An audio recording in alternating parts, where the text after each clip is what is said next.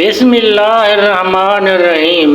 एक ऐसी इन्फो देखने और सुनने वालों को अस्सलामु अलैकुम। नाज़रीन, आज की इस वीडियो में हम सरदार गौसे आज़म हजरत सैयदना शेख अब्दुल कादिर जिलानी रहमतुल्लाह अलैह की करामतों में से एक वाक़या आपके साथ शेयर करेंगे।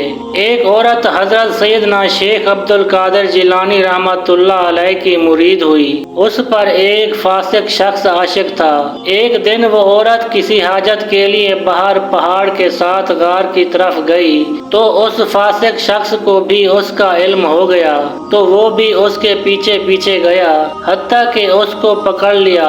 उसके दामन अजमत को नापाक करना चाहता था। तो उस औरत ने बारगाह गौसिया में इस तरह फरियाद किया, या गौसे आजम मदद, या गौसे सकलैन मदद, हजरत शेख अब्दुल कादिर जिलानी मदद।